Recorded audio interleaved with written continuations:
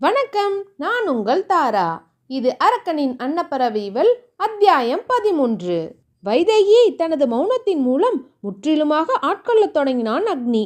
அவனது நினைவுகளால் தூங்கவும் சாப்பிடவும் முடியாமல் தவித்து போனாள் வைதேகி. அவளுக்கு அர்த்தம் புரியாத உணர்வுகளாக இருந்தன அவை.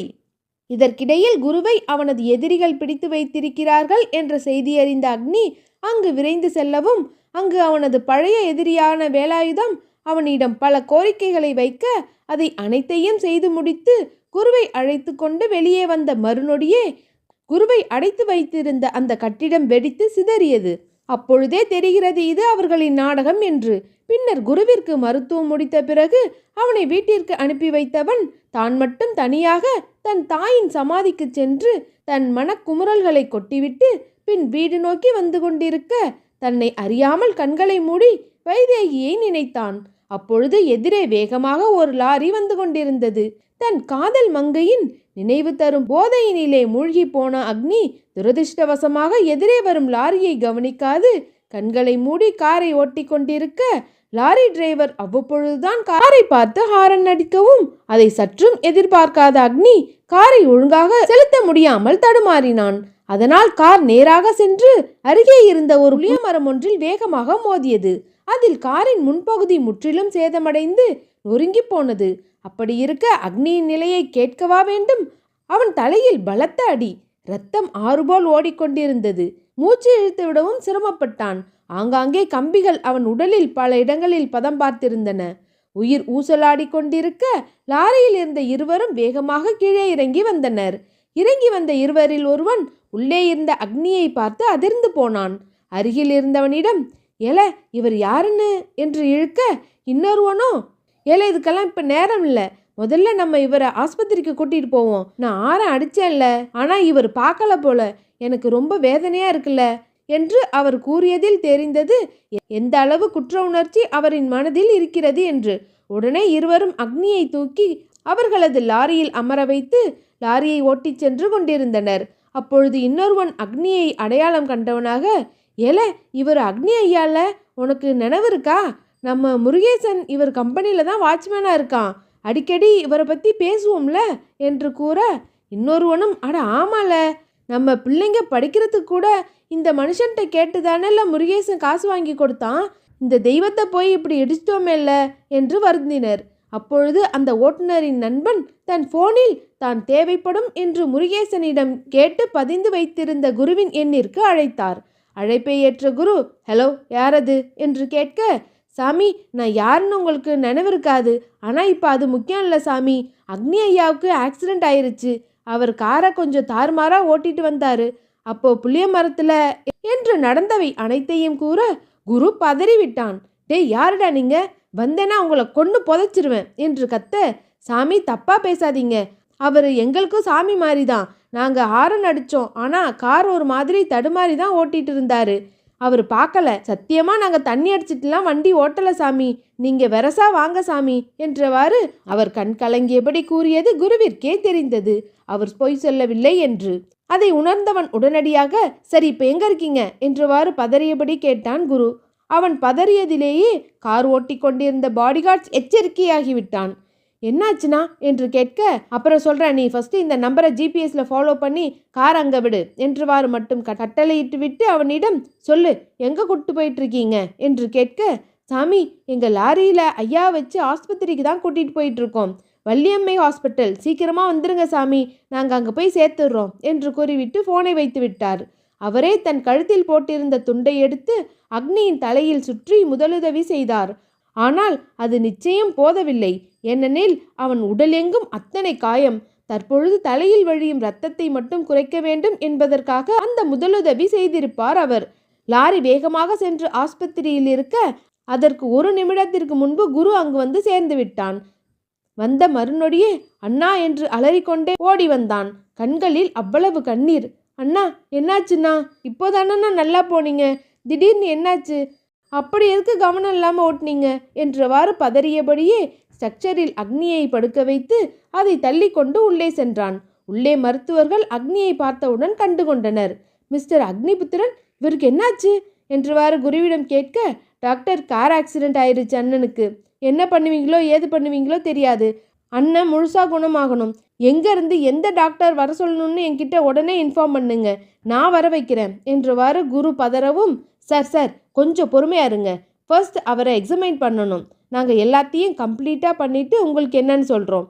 நீங்கள் இந்த மாதிரி கத்துறதுனாலலாம் ஒன்றும் என்று அவர் முடிக்கும் முன், டேய் யார்டா கத்ரா, யார் கத்ரா என்றவன் அவர் சட்டை காலரை குரு பிடிக்க, அப்பொழுதுதான் கோபத்தில் அர்த்தமில்லாத விஷயங்களை செய்கிறோம் என்று உணர்ந்தவன், ஐ எம் சாரி டாக்டர், ஏதோ கோவத்தில், பட் எல்லாமே கவனமாக நடக்கணும். என்ன நடக்குதுன்னு எனக்கு அப்டேட் வரணும் என்று கூறவும் டாக்டர் வாக்குறுதி அளித்துவிட்டு அக்னியை உள்ளே அழைத்து கொண்டு சென்றார். செல்லும் வழியெல்லாம் அக்னியை பார்த்து கொண்டிருந்தான் குரு. சில நிமிடங்களுக்கு முன்னர் தான் செய்த செயலுக்கு தன் தோளை தட்டி கொடுத்து பாராட்டிய உடன்பிறவா சகோதரன் தற்பொழுது குத்துயிரும் குலையுயிருமாக சென்று கொண்டிருப்பதை பார்த்து அவன் இதயம் நொறுங்கி போனது.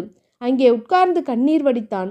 ஆனால் அவன் அழவில்லை. அக்னி அவனுக்கு கற்றுக் கொடுத்த அனைத்துமே எந்த ஒரு நிலையிலும் உடைந்து போய் அழக்கூடாது, அது நம்மை பலகீனமாக்கும் என்றுதான். தற்பொழுது தன் அண்ணன் கண்முழிக்க வேண்டும் என்றால் தான் அருகே பலமாக இருந்து அவருக்கு அனைத்துமாக இருக்க வேண்டும் என்ற வைராகியத்தால் தான் அவன் குலுங்கி குலுங்கி அழாமல் மௌனமாக கண்ணீர் விட்டான்.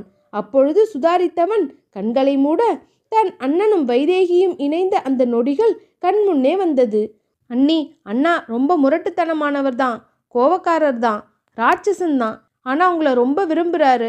பாவம், அதை அவருக்கு எப்படி வெளிக்காட்டணும்னு தெரியலை. அதை சொல்லி கொடுக்குற அளவுக்கு அவருக்கு சொந்தமும் இல்லை.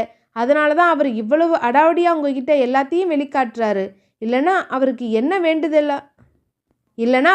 வேண்டுதலா உங்களை காயப்படுத்தணும்னு, இல்லை உங்களை அழ வைக்கணும்னு அவருக்கு ஆசையா? நீங்கள் அதை புரிஞ்சுக்க மாட்டேங்கிறீங்களே அண்ணி.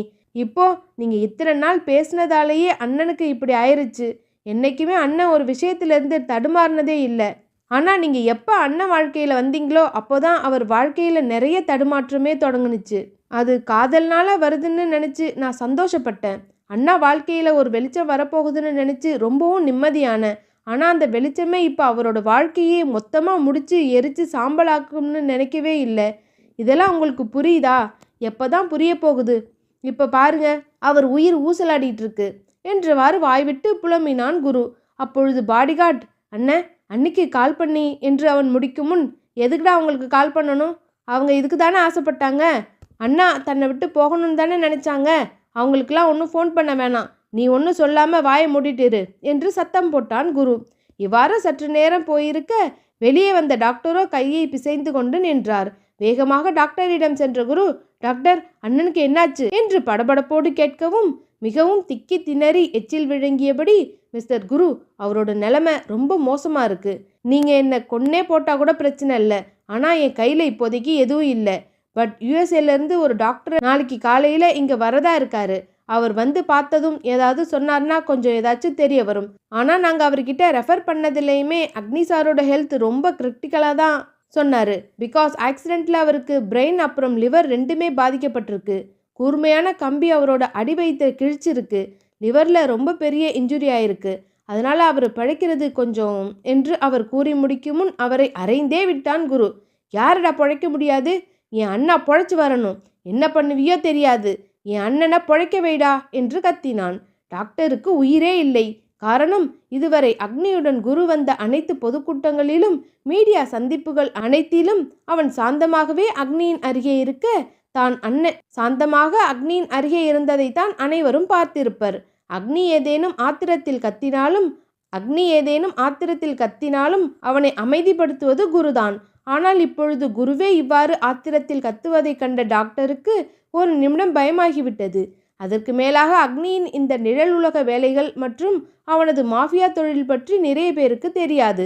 அனைவருக்கும் அவன் ஒரு கராரான மற்றும் மிகவும் பிரபலமான வெற்றிகரமான தொழிலதிபர், அவ்வளவுதான். அதனால் இவர் ஒரு பிஸ்னஸ்மேன் தானே, ஏதோ ரவுடி மாதிரி பிஹேவ் பண்ணுறாரு என்றவாறு டாக்டரின் மனதில் எண்ணங்கள் ஓடிக்கொண்டிருந்தன. அப்பொழுதே தன்னை சமாதானப்படுத்தி கொண்ட குரு, இங்கே பாருங்க, நான் அடித்தது தப்பு தான். ஆனால் எப்படியாவது என் அண்ணனை பிழைக்க வைக்கணும். அதுக்கு என்ன பண்ணுவீங்களோ ஏது பண்ணுவீங்களோ எனக்கு தெரியாது என்று கூற, அங்கே ஒரு பெண் டாக்டர் வந்து, சார், எனக்கு உங்ககிட்ட பேசுகிறதுக்கு பயமாக இருக்குது. ஆனால் நான் சொல்கிறேன் சார், அவர் மேலே எந்த தப்பும் இல்லை. அக்னி சாரோட நிலைமை உண்மையிலேயே ரொம்ப மோசமாக தான் இருக்குது. எனக்கு என்ன பண்ணுறதுனே தெரியலை. தயவு செஞ்சு நீங்கள் இந்த மாதிரி நடந்துக்காதீங்க சார், மற்ற பேஷண்ட்ஸும் இருக்காங்க, பயப்படுவாங்கல்ல என்று கூற குரு சற்று அமைதியானவன் சரி என்னன்னு பாருங்க என்று கூறினார். ஆனால் டாக்டர் முகத்தில் எந்த ஒரு உற்சாகமோ அல்லது நம்பிக்கையூட்டும் உணர்வுகளோ இல்லை. அவர்கள் கூறியதெல்லாம் அக்னியின் உயிருக்கு உத்தரவாதம் இல்லை என்ற வார்த்தைகள்தான். இதை கேட்டு முற்றிலுமாக நொறுங்கிவிட்டான் குரு. அப்பொழுது அவன் முகங்களை மூடிக்கொண்டு கண்ணீர் விட்டு கொண்டிருக்க அங்கே தம்பி என்றவாறு ஒரு பெண் வந்தார். அவர் பின்னே அக்னி சார் என்று அழுது கொண்டே இன்னொருத்தியும் வந்தாள். அது வேறு யாரும் அல்ல, சாட்சாத் அக்னியின் கனவு தேவதை காதல் மங்கை. இப்பொழுது அவன் உயிர் ஊசலாட ஒரு காரணமாக இருந்த அந்த சிறு பெண்ணவள் வைதேகி. அவர்களை பார்த்த குரு மறுநொடியே அருகே இருந்த பாடிகார்டின் கன்னத்தில் பலார் என்று ஒரு அறை விட்ட குரு, எதுக்குடா இவங்களை வர சொன்ன, நான் தான் கூப்பிடாதன்னு சொன்னல என்றவாறு கூற, அண்ணா நான் எதுவும் சொல்லலை என்று கன்னத்தை பிடித்து கூறவும், அப்போ யார்டா சொன்னது என்று கேட்டான் குரு. அப்போது அவன் அருகே வந்த தேவதி அம்மாள், தம்பி அதுக்கு எதுக்கு அவனை அடிச்சிங்க, தம்பிக்கு இப்படி நடந்திருக்கு, எங்ககிட்ட ஒரு வார்த்தை சொல்ல முடியாதா உங்களால் என்றவாறு குருவிடம் அழுதவாறு கூற, உங்ககிட்ட சொல்கிறதுக்கு ஒன்றும் இல்லைக்கா, ஆனால் சில பேருக்கு இதெல்லாம் தெரிய வேணான்னு நினச்சேன், அவங்களுக்கு என்ன அண்ணனுக்கு இப்படி ஆகணும்னு தானே ஆசை என்றவாறு ஓரக்கண்ணால் சற்று தள்ளி இருந்த இருக்கையில் அமர்ந்திருந்த வைதேகியை பார்த்து கொண்டு பேசிக்கொண்டிருந்தான் குரு. அதற்கு வைதேகிக்கு அர்த்தம் புரியவில்லை. அவள் அதை புரிந்து கொள்ள நேரமும் ஒதுக்கவில்லை. காரணம் அக்னிக்கு இவ்வாறு நிகழ்ந்துவிட்டது என்பதை அவளால் தாங்கிக் கொள்ளவே முடியவில்லை. ஏற்கனவே காதலின் ஆரம்ப நிலையில் இருந்து கொண்டு அது காதலா என்றே தெரியாமல் அக்னியின் நினைவுகளில் தவித்து கொண்டிருந்தாள். ஆனால் இப்பொழுதுதான் கண்முன்னே அக்னி இவ்வாறு உயிருக்கு போராடியபடி இருக்க அதை அவளால் தாங்கிக் கொள்ள முடியவில்லை. பெருமாளே, இவளுக்கு நல்ல புத்தி கொடு, எனக்கு இவா கிட்ட இருந்து விடுதலை வேணும்னு தான் கேட்டேன், அதுக்குன்னு இப்படி அவளை கொல்ல சொல்லல, எதுக்கு இப்படி பண்ணேல், அவ சாகிறது ஒன்றும் என் விருப்பம் இல்லையே என்று அழுது கொண்டே இருக்க, எப்போ பார்த்தாலும் கண்ணீர் தான், எல்லாத்துக்கும் கண்ணீர் தான், இந்த கண்ணீருக்கு என்ன அர்த்தம்னு எனக்கு புரியலை. அண்ணா அவரோட காதலை முரட்டுத்தனமாக வெளிப்படுத்தினாருங்கிறது உண்மைதான், அதுக்குன்னு அவரோட மனசை கொஞ்சம் கூட புரிஞ்சிக்காத அளவுக்கு ஒரு பொண்ணு இருப்பாளான்னா அதுக்கு மேலே நான் எதையும் பேச விரும்பலை. அக்கா நீங்கள் மட்டும் வேணா போய் அண்ணாவை பாருங்க என்றவன் ரேவதியின் மேல் சாய்ந்து அழவே தொடங்கிவிட்டான். அவரும் ஒரு மகனை தட்டி கொடுப்பது போலவே அழாத தம்பி என்றவாறு தட்டி கொடுக்க வைதேகியை சற்று திரும்பி பார்த்தார். அவருக்கு புரிந்தது குரு எதை மனதில் வைத்து கொண்டு கூறினான் என்பதை.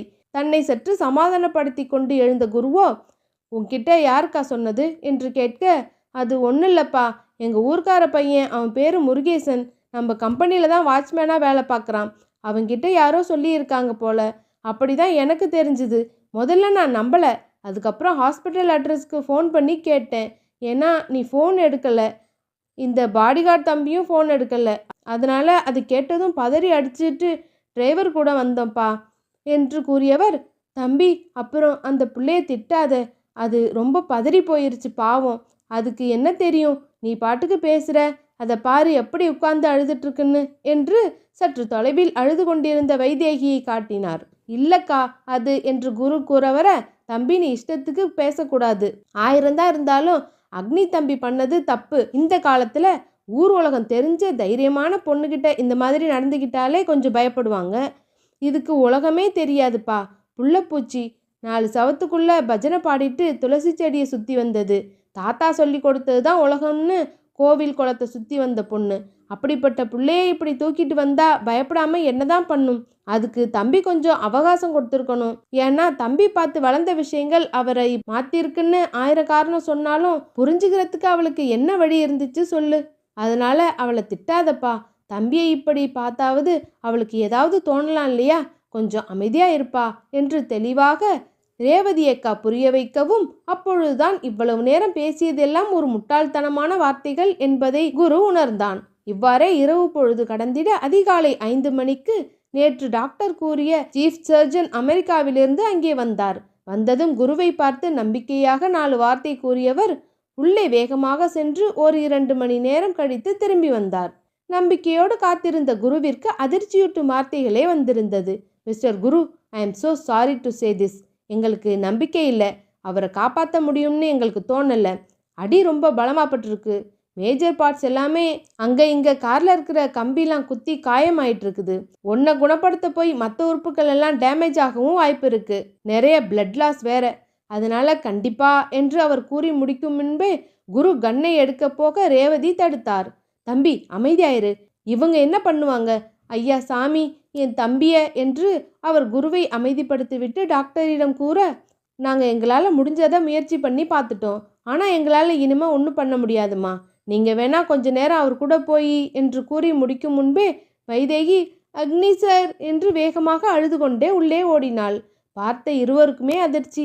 காரணம், இதுநாள் வரை அக்னியின் பெயரை கேட்டதுமே நடுங்கியவள் தற்பொழுது கொஞ்சமும் யோசிக்காமல் அக்னியிடம் ஓடுகிறாள் என்று இருவரும் பின்னே சென்றனர். உள்ளே வேகமாக சென்று அவன் அருகே அமர்ந்தாள் வைதேகி. அக்னி சார், நோக்கு என்னாச்சு? சத்த என்னை பாருங்கோ. நோக்கு ஒன்றும் ஆகாது சார், நீங்கள் நல்லா இருப்பேல். உங்களை பற்றின நல்ல விஷயங்களெல்லாம் ரேவதி அம்மா சொன்னா. மக்களுக்காக உதவி பண்ணுறேன், பொண்ணுங்களை பாதுகாக்கிறேன்னு சொன்னா. அதுக்கு அந்த பெருமாளும் உங்களுக்கு நல்ல வாழ்க்கையை தான் தருவா. ஆனால் தயவு செஞ்சு இந்த மாதிரி போயிடாதேல், என்னை விட்டுட்டு போயிடாதேல். நீக்கு கொஞ்சம் அவகாசம் கொடுத்துருந்தா நான் கண்டிப்பாக உங்கள் மனசில் இருக்க எல்லாத்தையும் புரிஞ்சுட்டு உங்கள் கூட சேர்ந்து வாழ்கிறதுக்கு ஒத்துண்டு இருப்பேன். ஆனால் நீங்கள் அவகாசம் கொடுக்கலங்கிறது தான் பிரச்சனையே தவிர நீக்கு உங்களை பிடிக்காமலாம் இல்லை. தயவு செஞ்சு எந்திரிங்கோ அக்னி சார், அக்னி சார் என்று கூறவும் அக்னியின் விரல்கள் லேசாக அசைந்தன. ஆனால் அதுவும் சில நொடிகளே. அப்பொழுது வைதேகி என்ன யோசித்தாள் என்று தெரியவில்லை. மாமா, மாமா என்று 3 முறை அழைத்தாள். விரல்கள் மேலும் வேகமாக அசைந்தன. அதிர்ந்த குரு டாக்டரை அழைத்து கொண்டு வர டாக்டர் வந்து பார்த்துவிட்டு, மிஸ் வைதேகி, இது நம்ம நினைக்கிற மாதிரி நல்ல விஷயம் இல்லை. ஏதோ லைட்டாக ரியாக்ட் பண்ணுறாரு. பட் முன்ன சொன்னது தான் இப்போவும். வேணும்னா 4 வார்த்தை அவரை கம்ஃபர்ட் பண்ணுற மாதிரி நீங்கள் இப்போதைக்கு பேசலாம், அவ்வளவுதான் என்று டாக்டர் ஒதுங்கிவிட இருந்த ஓர் நம்பிக்கையும் குருவிற்கும் ரேவதி அம்மாவிற்கும் நொறுங்கிவிட்டது. வைதேகிக்கு பொறுக்கவே முடியவில்லை. இன்னும் பலமாக அழத் தொடங்கினாள். மாமா, என்னை விட்டுட்டு போயிடாதேல். நான் உங்க கூட சந்தோஷமா வாழணும். இன்னைக்கு உங்க காதலை புரிஞ்சுக்கிறதுக்கு நேரம் ஆயிடுத்து, அவ்வளோதான். இப்போ நான் புரிஞ்சுக்கிறேன் மாமா. இல்லாட்டியும் புரிய வைங்கோ. நான் புரிஞ்சுக்கிறேன். ஆனால் இப்படி விட்டுட்டு போயிடாதேல் மாமா, போயிடாதேல் என்று அவன் இத்தனை நாள் கேட்க ஏங்கிய வார்த்தைகளை இப்பொழுது அவன் கண்களை மூடி அயர்ந்து ஆழ்ந்த நெத்திரையில் இருக்கும்போது ஒரு கவிதை போல் அவன் மீது மழையென பொழிந்து கொண்டிருந்தாள் வைதேகி. ஆனால் இதையெல்லாம் கேட்கும் நிலையில்தான் அவன் இல்லை. தேவை என்று ஒன்று இருந்த பொழுது நீ அதை கூறவில்லை. இப்பொழுது வாழ்வே தேவையில்லை என்று அவன் செல்லவிருக்கையில் அவனோடு கூடுகிறாயே. ஒரு பெண்ணின் மனதின் ஆழத்தை காண்பது விண்மீன்களின் எண்ணிக்கையை கணிப்பதை விட கடினம் என்று சான்றோர்கள் கூறியது நிஜம்தானே? அதை உயிர்ப்பிக்கும் பெண்ணவள் நீதானோ? இவ்வாறு அவன் மீது தனக்கிருக்கும் மலர்ந்து கொண்டிருக்கும் அந்த காதல் உணர்வை வெளிப்படுத்தி கொண்டிருக்க குருவும் ரேவதியும் அப்பொழுது உள்ளே வந்து அண்ணா தம்பி என்று இருவரும் மாறி மாறி கண்ணீர் விட்டு கொண்டிருந்தனர். ஆனால் எதற்கும் அசையவில்லை அவன். மாறாக அங்கே இருந்த இசிஜியில் அவனது இதய துடிப்பின் அளவு கீழிறங்கி மேலிறங்கி கொண்டே இருந்தது. ஒரு கட்டத்தில் முற்றிலுமாக நின்றுவிடும் சமயம் டாக்டரோ அதிர்ந்து போய் குருவிடம் ஒன்றை கூற அவன் உடைந்து கீழே விழுந்து விட்டான். அவ்வளவுதான். அங்கே அதற்கு பிறகு ஒலித்தது எல்லாம் ரேவதி அம்மாவின் அழுகை ஓலமும் வைதேகியின் கதறலும் தான். எதிர்பாராத திருப்பங்களை இந்த சிறு பொழுதில் கண்டுவிட்டான் அக்னிபுத்திரன். இப்பொழுது வைதேகியின் காதலையும் பெற்றுவிட்டான் இவன். ஆனால் மிகவும் தாமதமாக. தன் உயிரை உடலை விட்டு நீங்கும் இந்த தருவாயில்தான். உனக்காக என் உயிரையும் தருவேன் என்று கூறினான். ஆனால் காதல் அவளிடமிருந்து அள்ளி எடுத்த பின் கொடுத்திருந்தால் நன்றாக இருந்திருக்கும். இதய துடிப்பின் அளவு முற்றிலுமாக குறைந்துவிட்டது என்று டாக்டர்கள் கூறிய பின்னும் அவன் பிழைப்பானா? வைதேகியின் காதல் அவனை பிழைக்க வைக்குமா? தெரிந்து கொள்வோம் அடுத்த அத்தியாயத்தில். இதோட இந்த அத்தியாயம் முடியுது. அடுத்த அத்தியாயத்தில் மீட் பண்ணலாம். இனி வாரந்தோறும் அரக்கனின் அன்னப்பறவை இவள் வரும். ஸ்டோரி பற்றின அப்டேட்டுக்கு மறக்காம சப்ஸ்கிரைப் பண்ணிக்கோங்க. லைக் பண்ணுங்க, ஷேர் பண்ணுங்க.